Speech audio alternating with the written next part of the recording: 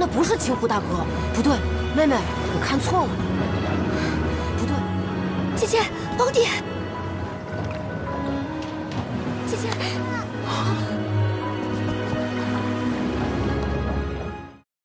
Guys, Ginosis mau ngasih info nih, berhubung banyak yang nanya ya. Buat kalian yang masih bingung mau nonton Solen versi fullnya, bisa langsung aja ke auratel.com ya. Ginosis juga ngambil shortnya di sana, bukan apa-apa, karena grafiknya udah HD alias jernih guys, jernih jernih gitu, kayak mulus lah kayak.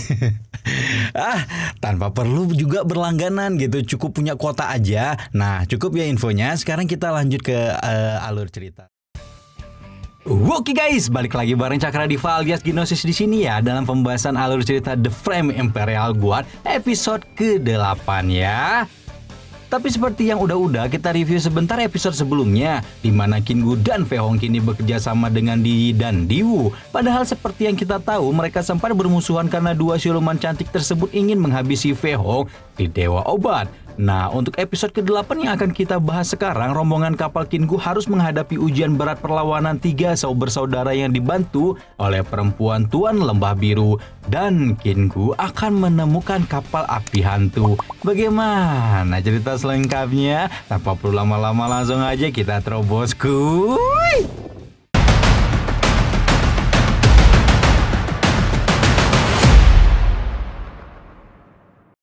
Kemunculan Nona Tuan Lembah Biru jelas menambah kekuatan di pihak Shao bersaudara yang merupakan 3 pangeran kerajaan Dingjian. Jika Shao menagetkan Kingu dan telah menjatuhkan reputasi mereka, Tuan Lembah Biru justru ingin menyerang Fehong si Dewa Obat. Sebagai pendekar yang sangat ambisius, Shao Shouwang langsung melepaskan anak panah api yang tepat mengenai layar kapal api milik rombongan Fehong.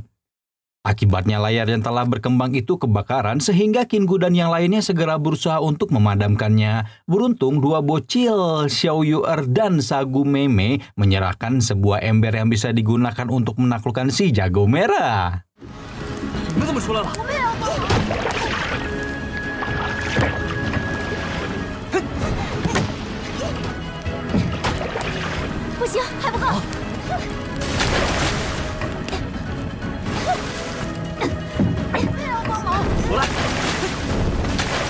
Sukses memadamkan api yang nyaris melahap seluruh layar, cobaan yang dialami Kingu dan kawan-kawan masih belum berakhir. Sebab beberapa saat kemudian kapal yang mereka tumpangi tersangkut di karang akibat kondisi laut yang sedang surut. Untungnya kapal dari kayu tersebut tidak mengalami kebocoran sehingga mereka yakin bisa melepaskan diri setelah air laut kembali pasang. Meski begitu, kapal milik Shao bersaudara telah telanjur tiba di samping mereka sehingga baku hantam akan segera terjadi. Tempat mengambil pedang dan mengambil bersiap menyerang, tetapi langkah Kingu terhenti karena tiba-tiba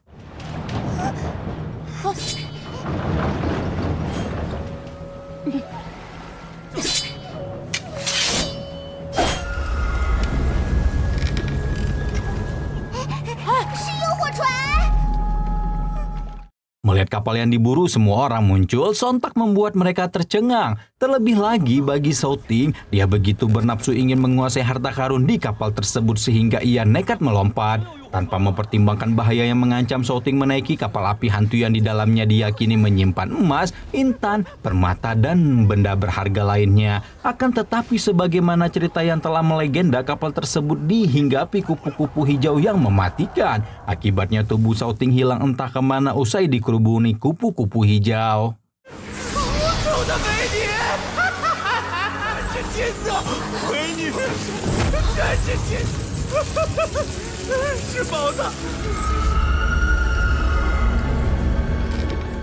Situasi mengerikan di hadapan mereka membuat rombongan Fehong ketakutan. Tapi anehnya Kingu nekat melemparkan sebuah rantai ke kapal api hantu yang menjadikan kupu-kupu semakin mengamuk.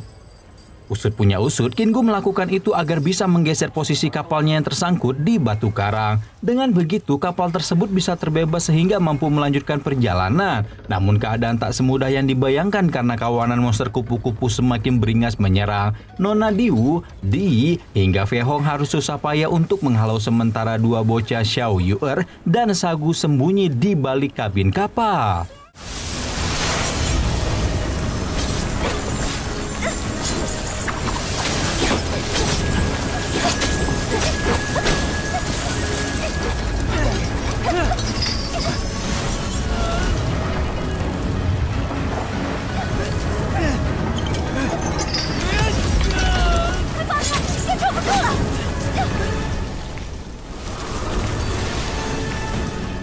Sukses menggeser posisi kapal dan mengusir rombongan kupu-kupu jahat, Kingu dan yang lainnya langsung memastikan keselamatan mereka masing-masing.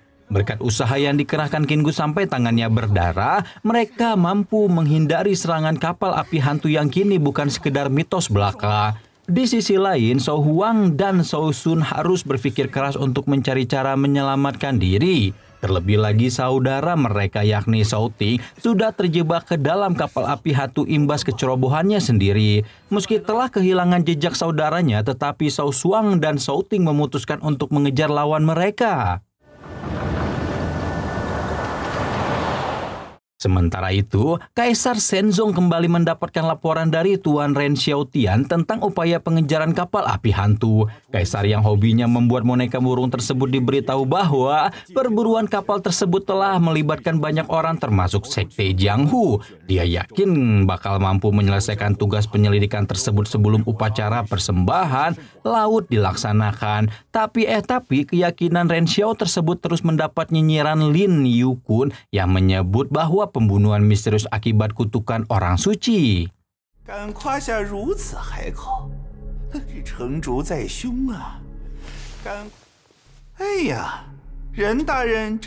Persaingan di antara dua bawahan tersebut semakin memanas karena Liu Kun terus meremehkan kinerja tim yang dibentuk oleh Ren Xiao. Namun Tuan Ren Xiao berjanji bahwa tim penjaga api merah yang dipimpinnya jauh lebih kuat dibanding tim Xi-Xiang yang dikendalikan Liu Kun. Melihat dua bawahannya tersebut saling berdebat, Kaisar langsung melerai mereka agar tidak membuat kegaduhan. Bahkan Kaisar tegas mengusir keduanya keluar dari aula sementara ia tetap melanjutkan kesibukannya mengukit burung-burungan. 这样，你们退下吧。仁爱卿办事，朕心中还是有数。两位爱卿皆是朕的肱骨之臣，这木鸟飞行的事情，哎呀，朕要好好研究一下这木鸟事情。Balik lagi ke lautan gelap yang sedang diarungi Kingu. Fei Hong serta musuhnya mereka saling kejar-kejaran tanpa kenal lelah. Sebagai orang yang ingin membela kebaikan jelas membuat Kingu kesal dengan ulah Shao bersaudara yang terus mengejar kapal mereka. Kehilangan jejak kapal api hantu menjadikan Kingu, Di, dan Diwu terus berdebat satu sama lain. Hingga tiba-tiba perjalanan mereka sedikit terganggu akibat kemunculan kabut warna-warni yang menyerupai aurora. Sebagai dewa obat yang jenius, Fei Hong masih meski tak mampu melihat dengan baik, segera menyadari bahwa ada mara bahaya yang mengintai. Tanpa perlu menunggu lama, bahaya yang dikhawatirkan langsung mengenai kapal Shou Sun dan Shou Shuang.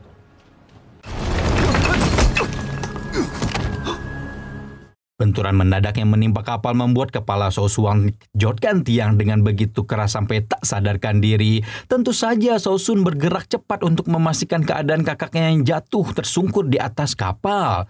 Sementara itu Kingu ingin memanfaatkan kesempatan tersebut sebaik mungkin agar bisa terbebas dari kejaran Shao. Pendekar yang doyan mabuk-mabukan itu dengan cepat menggeser layar agar kapal bergerak sesuai arah. Tapi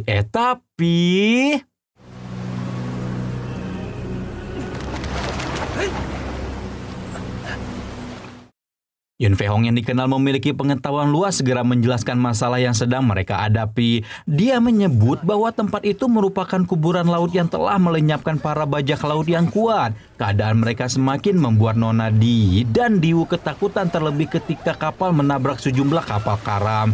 Menurut Kingu, tempat tersebut merupakan sebuah titik yang dipercaya menyimpan harta karun penuh keajaiban. Sayang seribu sayang, setiap orang yang nekat memasukinya akan sulit kembali pulang atau bahkan menemui ajal di tempat tersebut.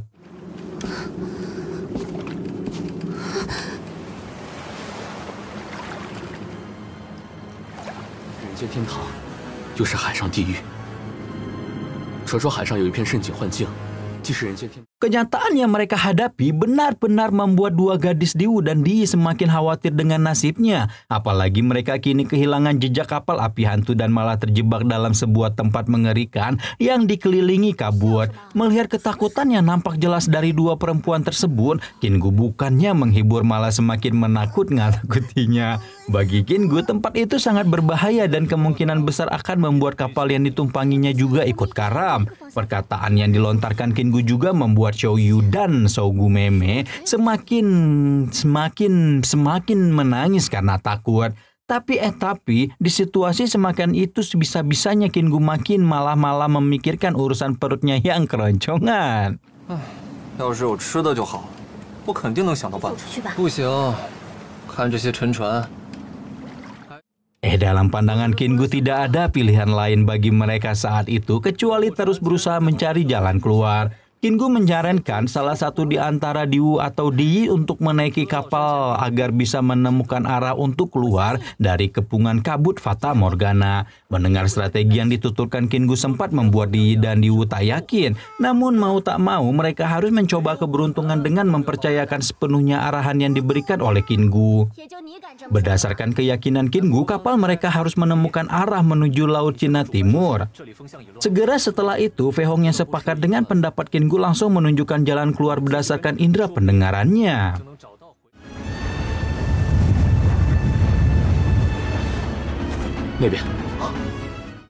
Sementara itu, Shou Suang telah berhasil siuman dari pingsannya akibat benturan keras dengan tiang layar kapal. Bersama dengan Shou Sun, ia menyadari bahwa mereka telah kehilangan jejak kapal api hantu dan juga kapalnya Fei Hong. Hingga tiba-tiba Nona Tuan Lembah Biru muncul dari arah belakang. Berlagak seperti pahlawan kesiangan, perempuan tersebut berkilat tak memiliki kemampuan cukup untuk melewati ujian. Bahkan dirinya meyakini bahwa saat itu sulit ditemukan jalan keluar.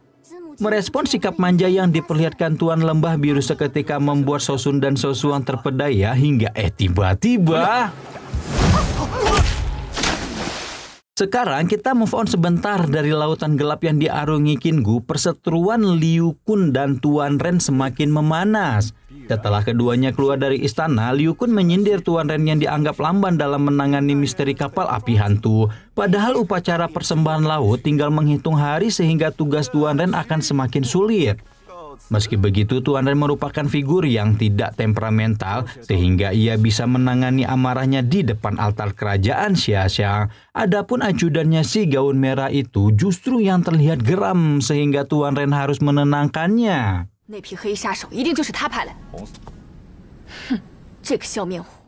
Kekesalan yang diperlihatkan gaun merah sukses diredam oleh Tuan Ren yang tetap menjaga kewibawaannya. Menurut Tuan Ren, saat ini yang paling penting adalah menjaga nama baik Si Xiang yang tengah berupaya menguak teror kapal api hantu. Hanya saja Tuan Ren kini dikejutkan dengan sebuah kabar tentang keberadaan Kingu yang terlibat dalam penyelidikan tersebut. Menurut perempuan gaun merah, Kingu bersama dengan beberapa pendekar diterjunkan untuk menyelidiki kasus pembunuhan misterius yang spontan membuat Tuan Ren tercengang.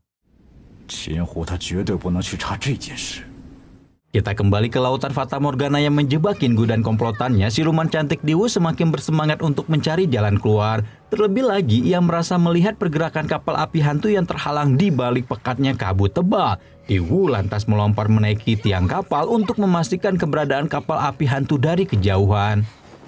Sempat diperingatkan Di agar berhati-hati, namun keinginan Diwu yang menggebu-gebu membuat ia berbuat ceroboh. Hingga tiba-tiba...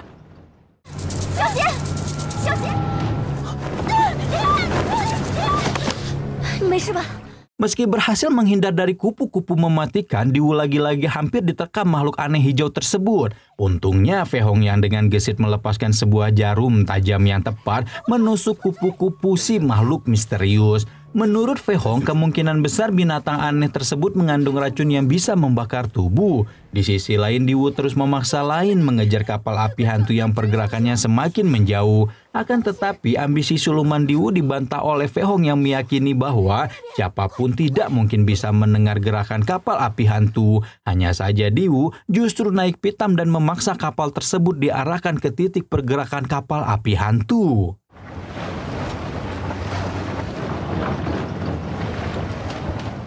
Kejaran yang dilakukan kapal mereka akhirnya terhenti ketika Kingu merasa kehabisan energi. Senada dengan pendapat Kingu, Fei Hong juga percaya bahwa mereka telah kehilangan jejak kapal api hantu dan tidak mungkin lagi bertemu.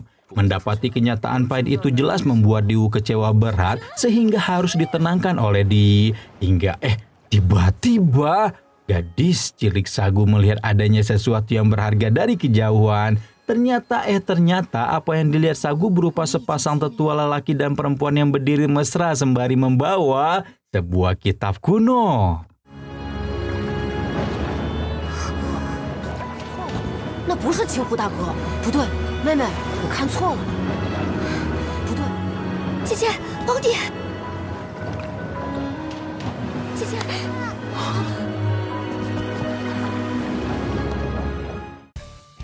Edian! Perjuangan Qin Gu dan Fei Hong dalam mengungkap pembunuhan yang diduga melibatkan kapal api hantu semakin berdebarkan. Kehebatan bela diri yang dimiliki nyatanya belum cukup untuk menaklukkan gerombolan kupu-kupu yang mematikan. Dari episode ini kita juga mendapat pelajaran bahwa sebaiknya kita tidak tamak terhadap harta duniawi. Adapun untuk The Flame Imperial Guard episode mendatang, kita akan diperlihatkan siapa dua tetua yang dijumpai Qin Gu dan kawan-kawan. Penasaran dong siapa mereka? Tunggu pembahasan selanjutnya hanya di Cakradiva ya. Oh ya, ada pengumuman sedikit guys ya. Minggu depan teh kita udah mulai terjun lagi update di Cakradiva. Siapa nih yang udah lama nungguin di Cakradiva? Ya udah lama di sini pamit, bye bye.